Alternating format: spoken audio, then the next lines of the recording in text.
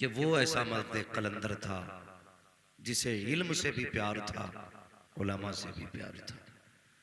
और याद रखिएगा, फरमाया गया बंदा कितना भी पापी हो, अगर लोग जमीन वाले उसके तारीफ करते हैं ना, तो फिर अल्लाह कहता है फरिश्तों देखो ये गुनाह करके आया था, लेकिन मेरे बंदे कह रहे हैं ये अच्छा है, फिर चलो मैंने इसको इनके जन के मुताबिक बदल दिया। अगर ये अच्छा नहीं भी था ना, तो ये बंदे कह रहे हैं ना अच्छा है, मैंने इन्हें अच्छा बना दिया। अगर आम बंदा किसी की तारीफ करे तो अल्लाह उसका हुक्म बदल देता है, खास जिसकी तारीफ करे फिर उसके बारे में हम सोचें। आज ना सही बात तो ये है, बहुत कम लोग ऐसे जिनके इंतकाल पे अफसोस होता है। एक दौर था कारी साहब कि जब इंतकाल होता था और पड़ोस में खबर जाती थी आज फला गांव में फला का इंतकाल हो गया, तो लोग एक ठंडी सांस लेते थे, कहते थे अफसोस आज फला चला गया, आज फला चला गया। लेकिन 90% आज होता है, अगर मौत की खबर आए ना आज फला मर गया, तो होता अच्छा हुआ जो चला गया। ये जुमले कहे जाए, अच्छा हुआ जो चला गया। कभी सोचा तुमने? दुआ करना यार, कोई तुम्हारे मरने के बाद ये ना कहे अच्छा हुआ चला गया। ये कब कहते हैं लोग? जब किसी का दिल दुखा के कोई जाए, जब किसी को सता के कोई जाए, जब किसी का हक खा के कोई जाए, जब किसी को चौराहों पे कोई जलील करने वाला जाए, जब किसी की इज्जतें उछालने वाला दुनिया से जाता है, लोग कहते हैं अच्छा हुआ चला गया। लेकिन अगर गरीबों को खिलाने वाला जाए, अगर कमजोरों का सहारा जाए, यतीमों का आसरा जाए, लोग कहते हैं यार बड़ी जल्दी चला गया, अभी जाना नहीं चाहिए था। वो क्या गया? लोगों की आंखों में आंसू छोड़ गया। वो क्या गया? गरीबों की हसरतें टूट गई। तुमने नहीं देखा जब मेरे हुजूर का जनाजा उठा, अल्लाह अकबर, अबू बकर उमर जनाजे में शामिल थे, किसी की चौखट से रोने की आवाज आई, सब जनाजे के साथ थे, अबू बकर का कदम रुक गए। हजरत अबू बकर कदम रुके, घर के दरवाजे में झांक के देखा, खैर तो है। कहने लगी क्या बताएं, आज हुजूर चले गए, अब कौन हमारा ख्याल रखेगा?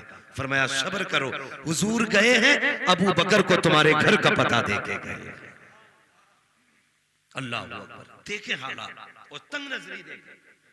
आज अशफाक साहब अल्लाह उनकी कब्र पर रहमत नाजिल फरमाया, मुझे प्रमुख साहब ने भी बताया कि उनकी आदत थी, ये उलमा गवाह होंगे, इम्मा गवाह होंगे, कहते थे अगर तुम्हारा कोई मेहमान आए पहले मुझे खबर करना, तुम्हारा मेहमान आए पहले मुझे खबर करना।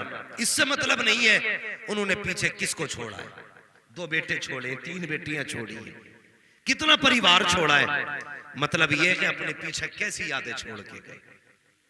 वो कहते थे कि मेरे घर पे पहले मेहमान आना चाहिए। दौर नहीं बदला, पहले दौर था, पहले लोग थे कहते थे मेहमान आएगा तब खाएंगे। आज के लोग हैं कहते मेहमान चला जाएगा तब खाएंगे। गलत नहीं कह रहा हूं। दरवाजे पे दस्तक हो जाए, दस्तरखान बिछाओ, बेटा बाप कहता बेटी से उठा, लगता है कोई आ गया है, पहले इससे निपट लूं फिर खाऊंगा।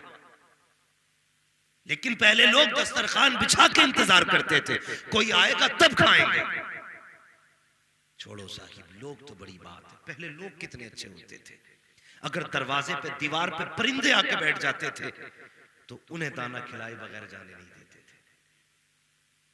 बुरा मत मानना, आज हमारी गलियों में कुत्ते भूखे घूमते हैं, उन्हें कोई टुकड़ा डालने वाला नहीं। हम तो ये समझते हैं तस्बीह सबसे बड़ी बात आती है, सजदे सबसे बड़ी बात आती है। नहीं, किसी भूखे का पेट भरा देना ये बहुत बड़ी बात आती है। क्यों नहीं है दिलों में जगह? पहले लोग परिंदों को खाने खिलाते थे, छतों पे दाने रखते थे। आज जाकर के देखो रोडों पे परिंदे गिरे मिलते हैं। कोई कहता है कि ये नेटवर्क की वजह से मरा, कोई कहता है रेडिएशन बढ़ गई है इसलिए परिंदे मर रहे हैं, किसी ने कहा गर्मी 41 डिग्री हो गई है, 40 डिग्री गर्मी है इसलिए परिंदे मर रहे हैं। नहीं नादान, ये रेडिएशन से नहीं मरे हैं, ये धूप से नहीं मरे हैं, ये गर्मी से नहीं मरे हैं, इनको प्यास ने मार दिया है, भूख ने मार दिया है, तुम्हारी मेरी तंग दस्ती ने मारा है, तंग नजरी ने मारा है। अगर तुमने अपनी छतों के ऊपर परिंदों के लिए पानी रखा होता तो धूप में ताकत न थी जो परिंदे को मार देती। अगर तुमने जानवरों के लिए दाने डाले होते तो ये भूख की ताकत न थी जो किसी को मार देती। और यार लोगों से तावीज मांगते हो, बरकत लगी है, सबसे बड़ा तावीज ये है जानवरों को दाने डालो। खुदा की कसम तुम उनका रिस्क करोगे, अल्लाह तेरी नस्लों के रिस्क का इंतजाम फरमा दे। नारे तकबीर, नारे रिसालत, मसलके आला हजरत जलसा साले सवाब मुफ्ती हम्माद साहिब किबला, नारे तकबीर, नारे रिसालत। बहुत खूब हजरत, लाजवाब, क्या बात है भाई। अपने खाने में दूसरों का हिस्सा रखो। मैं वो बात कर रहा हूं, कहते थे पहले मैं दस्तरखान मेरे घर के नीचे, आपका जो मेहमान आए मेरे घर लाना। आज है कोई, आज दावत करने जाओ ना तो कभी कभी इमाम साहब का खाना ही नहीं आता। क्या हुआ कि दावत फला की थी, क्यों नहीं की? कि हिसाब नहीं है मेरा। हाँ जी, हिसाब नहीं है मेरा। जानते हो ये उलमा है, इनके कदमों की खाक मेरे सर का ताज। मगर मैं एक बात जिम्मेदारी से कहता हूँ, इनकी बहुत बड़ी बात है, कोई कुरान पढ़ने वाला बच्चा आपके इदारे में पढ़ता हूँ, गारंटी देता हूँ। जाओ, तुमने तावीज मांगे होंगे पीरों से, लुटेरों से, अभी तकरीर सुनी आपने, पूरा बैग डाल के लेके जाती है और उधर से तावीज भर के लाती है। तावीज नहीं, पूरा पीर गले में लटका ले। मैं दावे के साथ कहता हूँ कुछ नहीं हो सकता। हाँ, पूरा पीर लटका लो गले में, कुछ नहीं हो सकता। अगर कुछ कराना चाहते हो ना तो जाओ किसी कुरान वाले को लेके आओ और उस्ताद से कह दो एक कुरान वाला मेरे घर पे खाना खाए। हाय हाय हाय, सुभान अल्लाह। तुम कहते हो हिसाब नहीं है इसलिए दावत कैंसिल की है। अरे हिसाब नहीं है, इन्हें खिला। खुदा की कसम खा के कहता हूँ, खाली दस्तरखान पर अगर कुरान वाला आके बैठेगा अल्लाह तेरी 7 पुश्तों के रिस्क का इंतजाम फरमा दे। बेशक, सुभान अल्लाह। सोचते नहीं, उल्टा सोचते हम लोग, कहते इंतजाम नहीं है।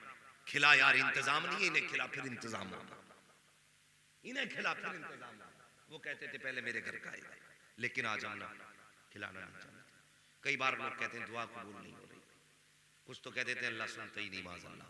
और अब तो ये कहता है मेरे महबूब इनसे कह दो ये जब जब मुझे पुकारते हैं मैं इनकी पुकार सुनता भी, उनका जवाब भी देता हूँ। वो तो ये कहता है, उसने ये नहीं कहा हम इंसान की रगे जान से ज्यादा करीब है, उसका तो दावा है, लेकिन फिर भी हमारे एतकाद कमजोर हो गए।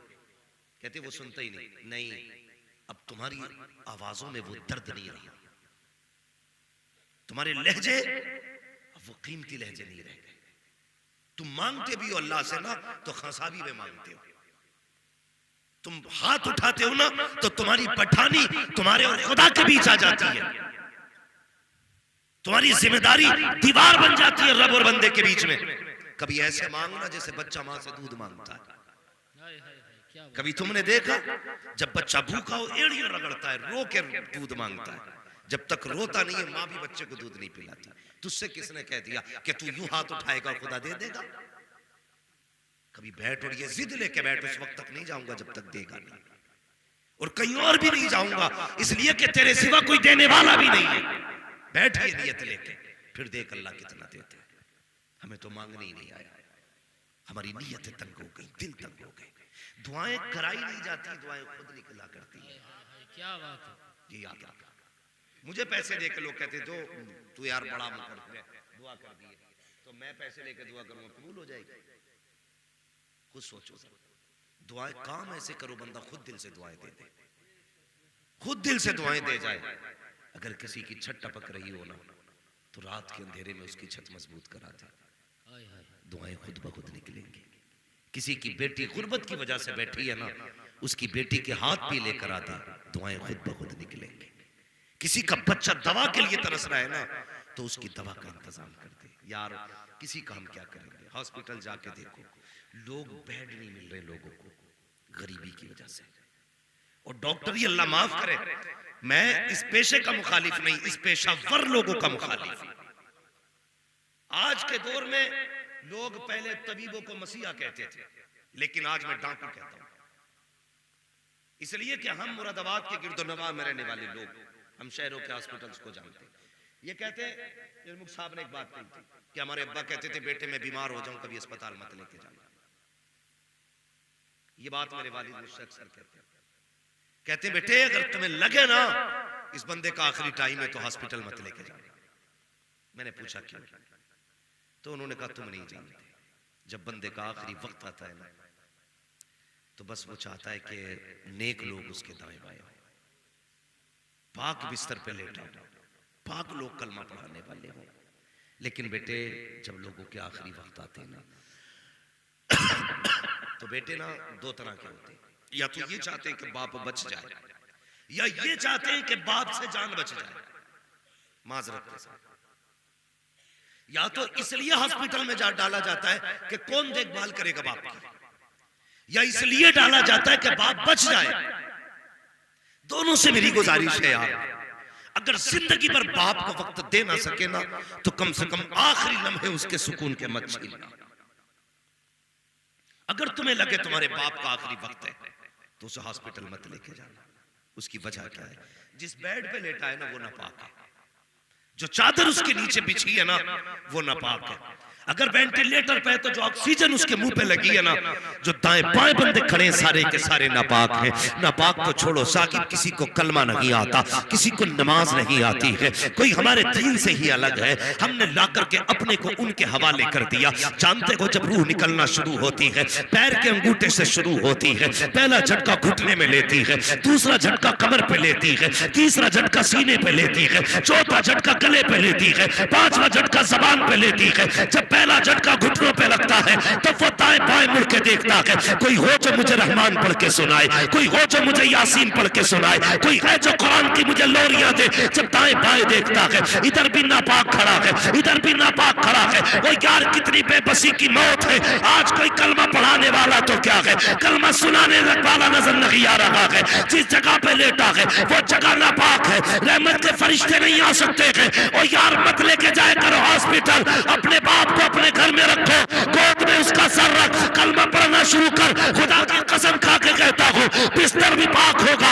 कपड़े भी पाक होंगे, बेटा भी पाक होगा, जबान भी पाक होगी, कुरान भी पाक होगा। फिर बेबसी की मौत नहीं बल्कि वो नेक बख्ती की मौत मरेगा। और ऐसी मौत मरेगा जाते जाते कहेगा इन्हें जाना इन्हें माना, न रखा गैर से काम, लिल्लाहिल हम्द में दुनिया से मुसलमान गए। अरे तकबीर, अरे रिसालत, मसलके आला हजरत, जलसाए साले सवाब, नारे तकबीर, नारे रिसालत। ओ भाई आखिरी वक्त में अपनों को ना अपने पास रखना, अपने पास रखना।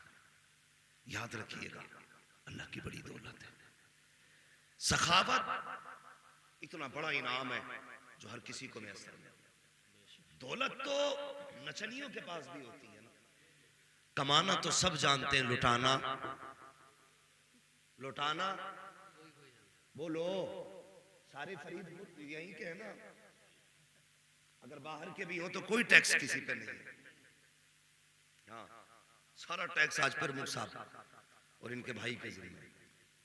आप टैक्स फ्री बैठे, बात समझे तो बोलें, ताकि मुझे लगे कि मैं आपको समझा पा रहा हूं। समझ रहे मेरी बात है ना? तो मैं अर्ज कर रहा था कि कमाना सबको आता है, लुटाना किसी किसी को आता है। आप तारीख का एक बहुत बड़ा बाप पढ़िए, फिरौन कितना बड़ा नाफरमान था, यहां तक कि खुदाई का दावा उसने किया था, जानते ना फिरौन। लेकिन उस पे कभी आसमानी और जमीनी बलाएं नहीं आई। उसकी वजह क्या थी? मुफस्सरीन ने लिखा कि उसके दस्तरखान पे रोजाना बेशुमार लोग खाना खाते थे। किसके? फिरौन के। फिरौन जैसा बागी जिसने खुदाई का दावा कर रखा है, उसके दस्तरखान पे मखलूक खाना खाती थी, तो कभी उस पे जमीन और आसमानी बनाए नहीं, कोई अजाब नहीं आया। मगर जानते हो फरमाया जिस दिन दरियाए नील में वो गर्क हुआ था ना, मुफस्सरीन फरमाते हैं उस दिन एक बंदा भी उसके दस्तरखान पे खाने वाला नहीं था। अगर उस दिन एक भी बंदा उसके दस्तरखान पे खाने वाला होता ना, तो उस दिन भी वो नहीं डूबता। सोचे ये सखावत कितनी बड़ी चीज है। फरमाया गया बखील जहन्नम के करीब है और सखी जन्नत के करीब है। किसी ने शैतान से पूछा बता यार तुझे सबसे ज्यादा पसंद कौन है? तो उसने कहा था सबसे ज्यादा पसंद मुझे कंजूस इबादत गुजार है। कहा क्यों? कहने लगा वो इबादत कितनी कर ले, अगर कंजूस है तो अपनी कंजूसी की वजह से उसे जाना जहन्नम ही में है। और कहा तुझे दुश्मनी किससे? बोले सबसे ज्यादा बुरा मुझे वो लगता है जो भले बेअमल हो लेकिन सखी हो। कहा क्या मतलब? उसने कहा अगर बंदे के गुनाह कितने भी बढ़ जाए और सखावत उसके अंदर है ना, तो बहरहाल उसे रब के करम से जाना जन्नत ही में।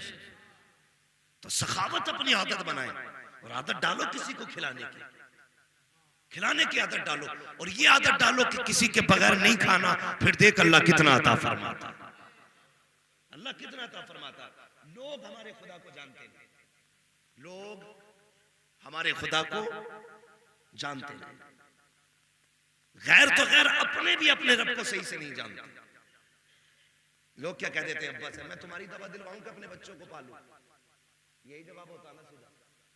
उन्हें ये लगता है कि हम बच्चों को हम पाल रहे हैं और अब्बा को भी हम ही पालेंगे, लेकिन गलत फहमी है। सबको रब पालता है, सबको रब पालता है। डीएम एसडीएम को भी कौन देता है? जोर से बोलो। अल्लाह देता है नहीं, कौन देता है? सारे लोग अल्लाह का नाम ले। कौन? अल्लाह देता है ना। अपाहिज को कौन देता है? सारे बोलो। अगर बंदे के हाथ में होता तो लंगड़े को रोटी मिलती? अगर अपने बस की बात होती तो पड़ोसी के खेत में कोई पानी गिरने देता है? मैंड बांध देता, इधर न बरसियो, यहीं गिरना।